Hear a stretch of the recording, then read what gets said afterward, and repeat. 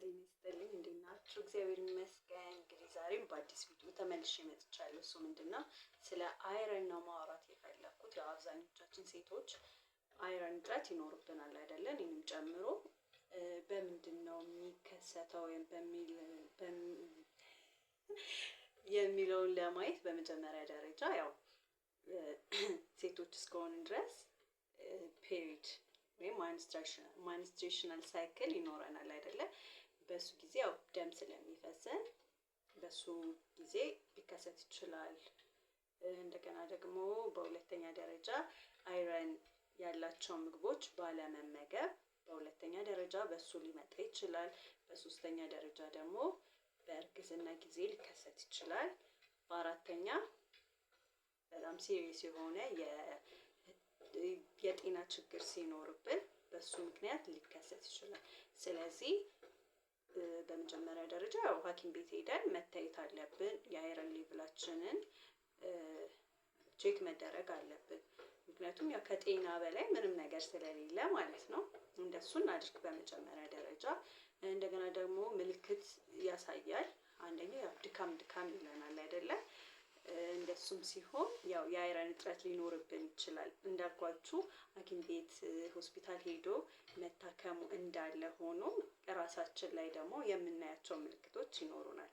አንደኛው ድካም ይለናል። ሁለተኛ የራስ ምታት ወይም ደግሞ ማይግሬን ይኖረናል። ሶስተኛ ብርድ አለመቻል። አሁን ብርድ በሚሆንበት ጊዜ በጣም ብርድን አለመቻል እሱም ያው አንድ ምልክት ነው። አቅም አይኖረንም። የትንፋሽ መቆራረጥ ይኖረናል። የፀጉር መነቃቀል፣ የጥፍር መሰባበር እንደሱ አይነት ምልክቶች ሊኖረን ይችላል። በተለይ ደግሞ እንዲህ ሴቶች ስንሆን ሊገጥመን ይችላል ማለት ነው።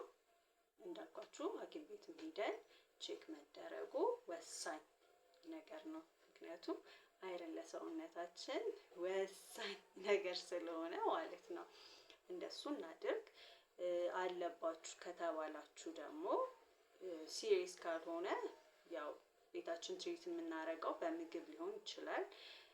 በምግብ ትሪት ማድረግ እንችላለን። አሁን እኔ ምን አደርጋለሁኝ ከድሮ ጀምሮ ማለት ነው አጥሚት ነው የምጠቀመው የነበረው። መድኃኒት ብዙም እኔ መድኃኒት አልወድም። ለእናንተም ብዙ ጊዜ መድኃኒት አልመክራችሁም አይደለም? ያው መድኃኒት በእርግጥ መውሰድ አለብን። ስፔሻሊ ደግሞ እርጉዝ ስንሆን ከራሳችንም አልፈን ልጆቻችን በማህፀን ያሉ ልጆችን ልንጎዳ ስለምንችል አይረን በየቀኑ የሚወሰደውን መድኃኒት መውሰድ አለብን። ነገር ግን ይሄ በጣም ሲሪየስ ያልሆነ አይረን ዲፊሸንሲ ከሆነ ደግሞ በምግብ ማስተካከል እንችላለን ማለት ነው። እዚህ ጋር ምንድነው አይረን በአይረን የበለጸጉ ምግቦች ብዬ ዘረዘርኳቸው። አንደኛው እንትን ነው ቆስጣ በጣም ወሳኝ ምግብ ነው አይደለ? ለብዙ ነገር ለዳይጀሽናችንም ድርቀትን ለሚያስቸግረን ሰዎች ቆስጣ ይመከራል። ስለዚህ ቆስጣ የመጀመሪያው ነው። ቆስጣ ደግሞ ስንሰራ በጣም ኦቨርኩክ አናድርገው። እሺ፣ በጣም አናብስለው። ምክንያቱም ያው ውስጡ ያለው መጠቀም ያለብን ሚኒራል ሉዝ እያደረግነው ስለሆነ ማለት ነው። በእርግጥ ብዙ ነገር እኛ ሀበሾች ስናበስል ምግብ በጣም ኦቨርኩክ ነው የምናደርገው። እሱ መሆን የለበትም። ስለዚህ ሰላጣ እንደ አንድ ምግብ መጠቀም እንችላለን። በጣም ቺፕ ነው በየቦታው፣ በቃ በጣም በርካሽ ነው አይደለም የምናገኘው።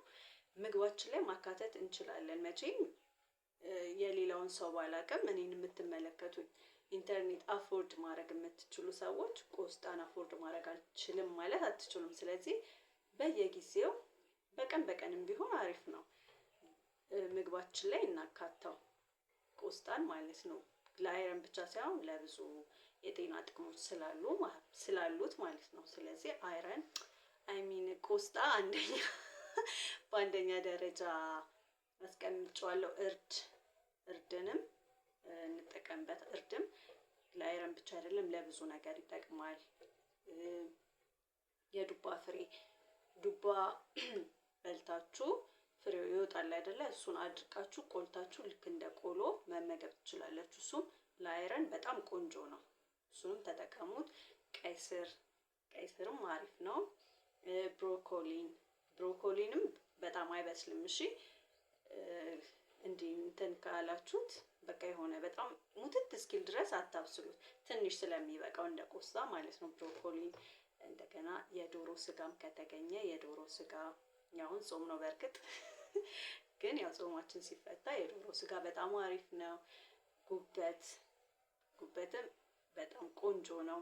እንቁላል፣ አጃ እነሱን መጠቀም ትችላላችሁ ማለት ነው። ከፍራፍሬዎች ደግሞ ስትሮበሪ፣ ሀባብ፣ ቴምር እና ዘቢብን መጠቀም ትችላላችሁ። ስለዚህ እንደዛ እያደረጋችሁ ራሳችሁን ትሪት ማድረግ መቻል አለባችሁ። ያው ሰፕሊመንት አሁን እኔ አይረን እንትን አለኝ ኪኒን አለኝ። ነገር ግን ያው ብዙም እኔ አንደኛ በቃ እኔ ኪኒን አልወድም፣ ሁለተኛ ነገር ደግሞ እረሳለሁኝ። ስለዚህ በተቻለኝ አቅም ምግቤ ላይ እንትን እላለሁኝ እጠቀማለሁኝ። አንዱን ባልችል አንዱን እያደረኩኝ አትሊስት በየቀኑ ለሰውነት የሚጠቅመውን ለአይረን የሚጠቅመውን ምግቦች ለማካተት እሞክራለሁ። ፕላስ ደግሞ ማለት ነው ቅድም ብያችሁ ነበረ፣ አጥሚት ስታዘጋጁ የተመጣጠነ አጥሚት አዘጋጁና ቢያንስ ማታ ማታ አንድ ብርጭቆ ብትጠጡ በጣም ቆንጆ ሪዛልት ታዩበታላችሁ። እንዲህ በቃ ብዥ ምናምን ይላል አይደለ አይረን እጥረት ሲኖርብን። ስለዚህ እሱን ነገር እንትን በማለት በምግባችን ውስጥ በማካተት እንደገና በሚጠጡ ነገሮች እንደ ስናክ እነ ዘቢብን አሁን እኔ ማለት ነው የባለቤቴ እናት ጋር ምን አየሁኝ፣ ቆሎ ላይ ዘቢብ አድርጋ በጣም ነው ደስ የሚለው። እና ቆሏችሁ ላይ ራሱ በቃ ዘቢብ እንዲህ መብላት እንኳን እንትን ቢላችሁ ዘቢብ አድርጋችሁ ብትበሉት እንዴት ደስ እንደሚል። አንደኛ ይጣፍጣል ከቆሎ ጋር ምናምን ብቻ ደስ ይላል። እንደዚህ እንትን እያላችሁ በቃ ብቻ ክሬቲቭ ሆናችሁ አይረን ሌቭላችሁን ከፍ አድርጉ። ለአይረን ብቻ አይደለም ለብዙ ነገሮች ይጠቅማል። ስለዚህ እንደዛ አድርጉ ልላችሁ መጥቻለሁኝ። እኔ ቅድም አሁንም ሳወራ ማለት ነው እኔ መድኃኒት አልወስድም ምናምን ስል ትክክል ሆኜ አይደለም።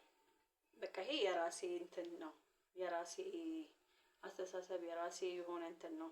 ምንድን ነው የሚባለው ብቻ ነው። ስለዚህ እናንተ ደግሞ ሲሪየስ ኢሹ ከሆነ መድኃኒት መውሰድ አለባችሁ። እሺ እኔ ያው ገብቷችኋል።